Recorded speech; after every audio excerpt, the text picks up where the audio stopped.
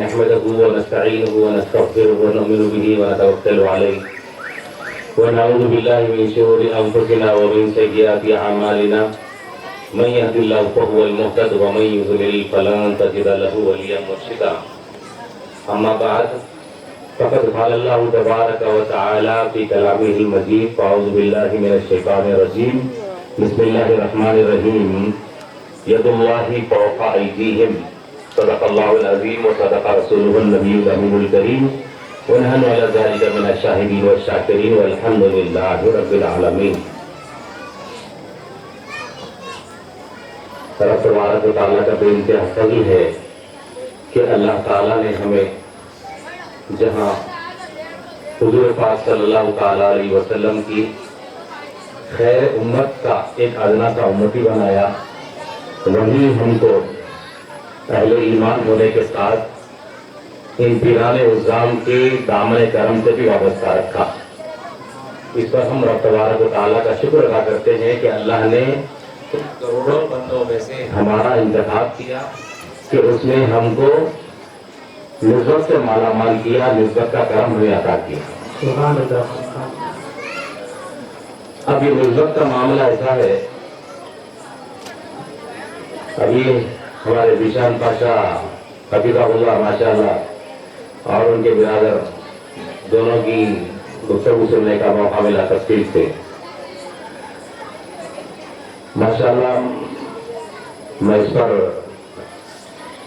اللہ تبارک و تعالیٰ کا شکر ادا کرتا ہوں اور محترم سبحانی پاشا صاحب کو مبارکباد پیش کرتا ہوں، اس لیے کہ حضرت نے فرمایا تھا کہ اپنی زندگی سے اس جہان پانی سے گزرنے کے بعد میں 40 دن کے بعد میں میری قبر انور کو کھولو یا 40 سال کے بعد کھولو. ان کی ولایت قبر کھولنے سے ثابت ہونا ضروری نہیں ہے. ولایت قبر کھول کے دیکھنا اس سے ولایت ثابت ہونا ضروری نہیں ہے. ولی تو دنیا میں ہے، ولی ہے، اور اگر کوئی ولی اس دنیا سے گزر جاتا ہے تو زمین میں جانے کے بعد میں اس کے رب تبارک و تعالیٰ کے فضل سے ایسے فیضان کا اضافہ ہو جاتا ہے کہ وہ دنیا میں رہنے زائد پیچھے رہنے کے بعد میں فیضان و کرم کو جاری فرماتا ہے. تو فیضان و کرم کا سلسلہ اس دنیا سے گزرنے کے بعد میں اور اضافہ ہو جاتا ہے، اس میں اور بڑھ جاتا ہے. تو یہ 40 برس حضرت سے گزرنے کے بعد ہم دیکھ رہے ہیں کہ 40 برس پہلے سوچئے کہ اس راستے پر، اس سڑک پر کیا ہوتا تھا، اور 40 برس کے بعد آپ یہاں پہ جو بہاریں دیکھ رہے ہیں کہ یقیناً ان کی ولایت کا ہی فیضان ہے، اور یہ تمام جو سر نظر آ رہے ہیں یہی ان کی ولایت کا فیضان ہے. نعرہ تکبیر، نعرہ تکبیر، نعرہ غوث، محبوب کا دامن. اب یہ ولایت کا جو فیضان ہے، اب عام طور پر ہم یہ دیکھ رہے ہیں کہ خانقاہوں میں آج کل صرف روایات باقی رہ گئی ہیں، رسوم باقی رہ گئے ہیں. اللہ ماشاءاللہ میں سب کی بات نہیں کر رہا ہوں، یہ روایات باقی رہ گئی ہیں، رسوم باقی رہ گئے ہیں. آج کی زمانہ ضرورت اس بات کی ہے کہ ہم رسوم اور روایات سے آگے ہٹ کر خانقاہوں کا جو حقیقی پیام ہے، خانقاہوں کا جو حقیقی کردار ہے، اس پر عمل کر کے بتائیں اور اس کو آگے بڑھانے کی کوشش کریں. یہ رسوم اور روایات تو چلتے رہیں گے یقیناً، میں یہ نہیں کہتا کہ یہ رسوم اور روایات غلط ہیں، لیکن رسوم اور روایات پر زیادہ توجہ دے کر اس پر زیادہ خرچ کرنے کے بجائے اصل کردار پر اور اس کا جو حقیقی بیان ہے اس پر اگر ہم زیادہ اپنی توجہ مرکوز کریں تو یقیناً وہ خانقاہوں کا فیضان اور اضافہ ہوگا، اور وہ بزرگوں کا جو مشن ہے وہ مشن اور اضافہ ہوگا. اور عزیزان محترم، وہی خانقاہ کامیاب ہے جس خانقاہ کا صاحب سجادہ اپنے آنے والی نسل میں اس فیضان کو منتقل کرے، اس کردار کو جو بزرگوں کے ذریعے اس تک پہنچا ہے، اس کردار کو اپنے آنے والی نسل میں اگر وہ منتقل کرتا ہے تو وہ خانقاہ کامیاب ہے. تو میں سمجھتا ہوں کہ سبحانی پاشا صاحب کامیاب ہے. سبحان اللہ کہ انہوں نے اپنی نئی نسل میں اسے منتقل کر دیا ہے. اب ضرورت اس بات کی ہے اب نئی نسل بھی ماشاءاللہ سمجھدار ہے, اہل علم ہے, تو آنے والی نسل میں اور سے زیادہ طور پر اور پھیلائے گی اسے اور اسے زیادہ فروغ دے گی انشاءاللہ. تو ابھی محترم یہ نسبت کے تقاضے ہیں اور یہ نسبت کا فیضان ہے. یہ وہ نسبت ہے جو حضور پاک صلی اللہ تعالیٰ علیہ وسلم, مولا علی کرم اللہ وجہ الکریم اور ان سے تمام بزرگوں سے ہوتے ہوئے ہم تک پہنچی ہے. اور وہ جو سلسلہ تو ذہب سے کہتے ہیں, وہ جو چین ہے وہ ہم تک پہنچی ہے. اس چین کو ہمیں آگے بڑھانا ہے, اس سلسلہ تو ذہب کو آگے بڑھانا ہے. تو ہم پر لازم ہے کہ ہم پہلے ان بزرگوں کے اخلاق و کردار والے بن جائیں, ان کے ماننے والے ہیں تو ان کی تعلیمات پر عمل کرنے والے بن جائیں. صرف زبانی اظہار خیال کرنے کے بجائے عملی طور پر ان کی تعلیمات کو اپنے زندگی اور جاری کریں. کیونکہ باتیں تو بہت ہوتی رہتی ہیں, باتوں سے کچھ ہونے والا نہیں ہے. اور عمل ایسا بھی نہیں کہ بس آپ عمل کر رہے ہیں, آپ اپنے عمل کے اندر اخلاص پیدا کر لیجئے. چھوٹا سا بھی عمل ہوگا تو یقیناً مقبول ہو جائے گا اور آپ کامیاب ہو جائیں گے. تو عزیزان محترم, آج خانقاہوں کے فروغ اور اس کے قیام کو زیادہ سے زیادہ لوگوں تک پہنچانے کی ضرورت ہے. ہم دیکھتے ہیں یہاں اس بارگاہ میں ہزاروں کی تعداد میں غیر مسلم بھی آتے ہیں. تو یہ غیر مسلم جو ہیں, یہ جو آتے ہیں یہاں پر انہیں کیا ملتا ہے؟ یہاں پر انہیں یہاں اپنے دلوں کو جو دکھ ان کے اندر پایا جاتا ہے اس دکھ کو انہیں سکون ملتا ہے, انہیں چین ملتا ہے.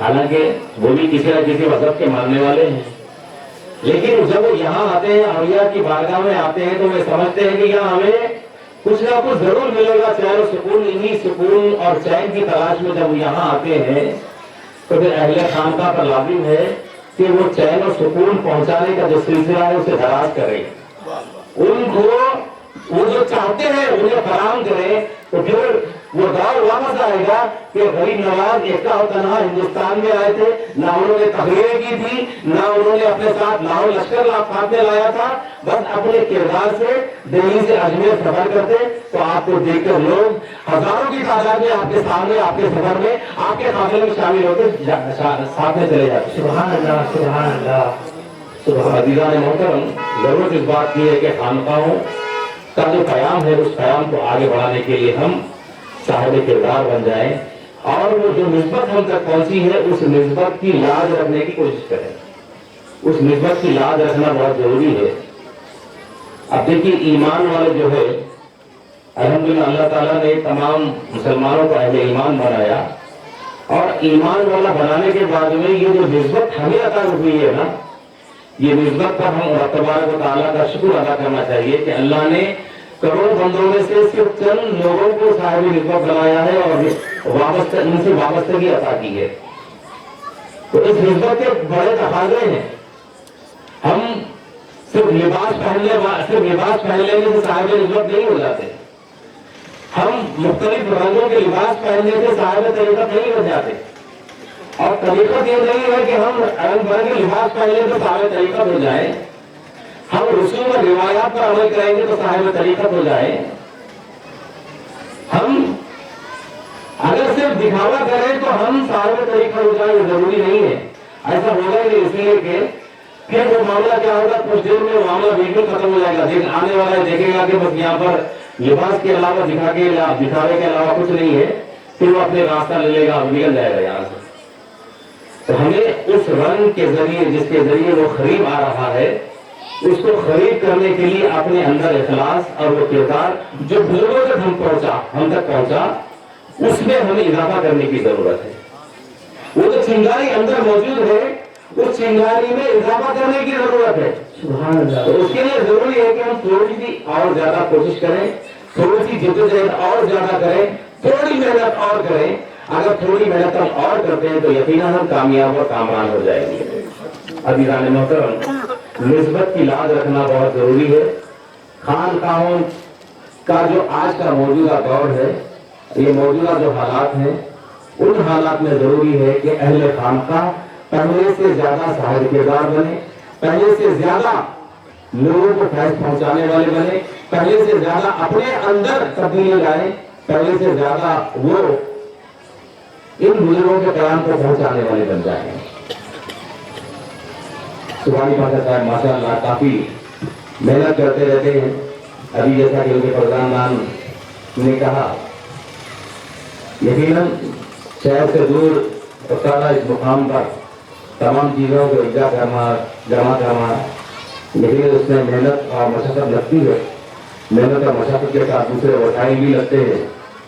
تو یقیناً قابل مبارکباد ہیں آپ کہ آپ اتنے دور دراز مقام پر اتنی محنتیں کوشش کر کے لوگوں کو وسائل پہنچانے کا کام کرتے ہیں۔ السلام علیکم ورحمۃ اللہ۔ اللهم صل على سيدنا محمد وعلى ال سيدنا محمد كما صليت وسلم عليه صلاة وسلام عليك يا سيدي يا رسول الله وعلى آلك وصحبه يا نور ربي۔ اپنی بات کا اختصار اور ویڈیو ختم کرنے کی طرف جا رہا ہوں، اس لیے کہ ہم چشتیوں کے پاس میں نغمہ چشت جو ہے وہ بھی عبادت کا درجہ رکھتا ہے۔ ہم چشتیوں کے پاس نغمہ چشت کا سننا استعمال کرنا بھی عبادت کا درجہ رکھتا ہے، اس لیے کہ یہ بھی ہمارے سلوک کو طے کرنے کا ذریعہ ہم سمجھتے ہیں کہ چشتیوں کے پاس سما جو ہے وہ بھی سلوک کا طے کرنے کا ذریعہ ہے۔ نقشبندی ہو، قادری ہو، کچھ چشتیوں کے پاس میں جو ذکر کا طریقہ ہے سلوک کو طے کرنے کے لیے، تو جو بزرگوں کی تعلیمات کے ذریعے سلوک طے کرنے کے لیے جو رائے ہم تک پہنچے ہیں، اگر ہم وہ پڑھتے رہتے ہیں بڑھتے رہتے ہیں تو برسوں گزرنے کے بعد میں اس ہدایت پڑھنے کے بعد میں ہمارے اندر ایک کمال پیدا ہوتا ہے۔ تو بزرگان چشت فرماتے ہیں، یہ چشتیوں کی خوش قسمتی ہم سمجھتے ہیں کہ انہوں نے ہمیں ایک ایسا ذریعہ سلوک کو طے کرنے کا آسان ذریعہ عطا کیا کہ اگر یقیناً ہم اسے اگر پکڑ کے رکھیں تو جن لوگوں کو سلوک طے کرنے کے لیے برسوں لگ جاتے ہیں وہ سلوک ہم آسانی سے طے کر لے سکتے ہیں۔ اس لیے کہ وہ کمال جو برسوں وغیرہ پورا کرنے کے بعد جو نہیں ہوتا، قوال حضرات جو خول پڑھتے ہیں، خول پڑھنے والے کو قوال کہتے ہیں، جو خول پڑھتا ہے قوال جو اپنے زبان سے جو خول پڑھتے ہیں، وہ جب خول پڑھتے ہیں تو ہم رب تبارک و تعالیٰ کی رضا حاصل کرنے کے لیے، اس کی معرفت حاصل کرنے کے لیے جب ہم اگر اس کلام کو سنتے ہیں تو کلام جو قوال پڑھتے ہیں اس کی ایک تان میں، اس کلام کی صرف ایک تان میں سننے والا وہ جو برسوں منزلیں طے کرنے والے کے پاس میں وہ موقع نہیں ملتا، وہ ایک تان ہے وہ برسوں کی منزلوں پر پہنچ جاتا ہے۔ سبحان اللہ، نعرہ تکبیر، نعرہ غوث، نعرہ رسالت، محبوب کا دامن۔ عزیزان محترم، 40 برس کی بہاریں ہم دیکھ رہے ہیں یہاں پر، وہ اس لیے کہ رب تبارک و تعالیٰ نے ارشاد فرمایا کہ رب تبارک و تعالیٰ اگر کسی کو چاہتا ہے اور کسی کو اپنا مقرب بنا لیتا ہے تو وہ اپنے مقرب فرشتے کو یہ حکم دیتا ہے کہ جاؤ، میں فلاں فلاں شخص کو چاہتا ہوں، تم جا کر دنیا میں اس کا اعلان کر دو کہ میں فلاں فلاں کو چاہتا ہوں۔ تو رب تبارک و تعالیٰ کی ہدایت پر فرشتے جب اترتے ہیں تو فرشتوں میں پہلے اعلان کرتے ہوئے اترتے ہیں کہ اللہ تعالیٰ فلاں فلاں شخص کو چاہتا ہے، اور حکم دیا گیا ہے کہ دنیا والوں میں بھی اس کا اعلان کیا جائے کہ میں فلاں کو چاہتا ہوں۔ تو فرشتے زمین پر اتر کر وہ اعلان کرتے ہیں کہ فلاں رب تبارک و تعالیٰ فلاں سے محبت کرتا ہے، تم بھی ان سے محبت کرو۔ تو جب ہم کسی بارگاہ میں ہم سو کا سمندر دیکھتے ہیں اور یہ اللہ کے چاہنے والوں کو دیکھتے ہیں تو وہ یہاں آنے والے یوں ہی نہیں آتے، بلکہ وہ اس حکم کا فیضان ہوتا ہے، رب تبارک و تعالیٰ کے حکم کا، اور ان فرشتوں کی نگاہ کا نتیجہ ہوتا ہے۔ جو فرشتے اعلان کرتے ہیں کہ اللہ میں فرماتا ہے میں ان سے چاہتا ہوں، تو اس چاہت میں اس اعلان کے بعد ہم وہ سروں کا سمندر دیکھتے ہیں تو وہ اسی اعلان کا نتیجہ ہوتا ہے۔ عزیزان محترم، یہ مقرب بندے ہیں جنہیں رب تبارک و تعالیٰ اپنا خود عطا کرتا ہے، اور جب خود عطا کرتا ہے تو اس خود میں ان سے کئی ایسی چیزیں ظاہر ہوتی ہیں جسے بعض لوگ کرامات کہتے ہیں۔ اب کرامات ضروری نہیں ہے کہ ہر ولی سے کرامت کا ظہور ہو جائے، کئی اولیاء ایسے گزرے ہیں جنہوں نے کرامات زندگی میں ظاہر نہیں کی، اس لیے کہ ولی کے لیے شرط جو ہے کرامت ضروری نہیں ہے، شرط جو ہے کرامت نہیں ہے ولی کے لیے. ولی کے لیے شرط یہ ہے کہ وہ ظاہری اعتبار سے باطنی اعتبار سے صرف اور صرف رب تبارک و تعالیٰ کا ہو جاتا ہے، اور وہ ایسا ہوتا ہے کہ بقول حضور اکرم صلی اللہ تعالیٰ علیہ وسلم کے ولی وہ ہے جسے دیکھ کر اللہ یاد آ جائے.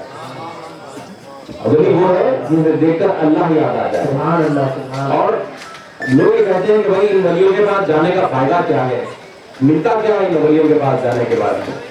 تو حضور پاک نے ارشاد فرمایا حدیث میں ہے کہ یہ وہ لوگ ہیں کہ جو اللہ کو کسی بات کی قسم دے دیں تو رب تبارک و تعالیٰ اسے لازمی طور پر پورا کر دیتا ہے. اور ان کا حال یہ ہوتا ہے کہ جب ان سے کہا جائے گا کہ جنت میں داخل ہو جاؤ تو وہ کہیں گے کہ میں اکیلا ہرگز جانے والا نہیں ہوں. تو وہ کیا کرتے ہیں؟ اپنے چاہنے والوں کا ہاتھ پکڑتے ہیں، پھر وہ دوسرے چاہنے والے سے کہتے ہیں کہ تم ان کا ہاتھ پکڑو، اور پھر تیسرے سے کہتے ہیں کہ تم ان کا ہاتھ پکڑو. یہ سلسلہ چلتا رہتا ہے. وہ سلسلہ کیوں چلتا ہے؟ وہ یہ نسبت جو ہے پیر کا دامن تھامنے کے بعد میں جس وقت یہ ہم نے فیصلہ کیا تھا کہ ہم نے ان کے ہاتھ پر بیعت کر لی ہے، ہم نے اپنے آپ کو بیچ دیا ہے، تو بیچنے کے بعد میں اس کا جو فیضان ہے وہ فیضان کے تحت اولیاء کرام اپنے مریدین کا ہاتھ پکڑتے ہیں. اور تذکرہ یہ کہا گیا کہ وہی اس وقت تک جنت میں داخل نہیں ہوتے کہ جب تک کہ وہ سلسلے کی آخری کڑی جنت میں داخل نہ ہو جائے. تو یہ فیضان کا نتیجہ ہے، یہ اس محبت کا نتیجہ ہے ہم ولیوں سے رکھتے ہیں. عزیزان محترم، ضرورت اس بات کی ہے کہ ہم اس محبت میں اور اضافہ کریں، ان اپنے پیر کے ساتھ میں جو نسبت ملی اس نسبت کو اور مزید مضبوط اور مستحکم کریں. صرف ظاہری اعتبار سے دکھاوا کرنے کے بجائے عملی طور پر اس کو اپنی زندگی میں داخل کریں، اور عمل تھوڑا ہی کیوں نہ ہو اس میں اخلاق پیدا کرتے ہوئے اپنے پیر کی بتلائی ہوئی تعلیمات پر عمل کرنے کی کوشش کریں. تبھی ہم اس دنیا میں اور آخرت میں کامیاب اور کامران ہو سکتے ہیں. مزید اور بات کو قوانت دینے کے بجائے میں یہ گزارش آپ کے ساتھ اپنی بات کو ختم کرتے ہوئے اپنی جناب السلام علیکم ورحمۃ اللہ وبرکاتہ.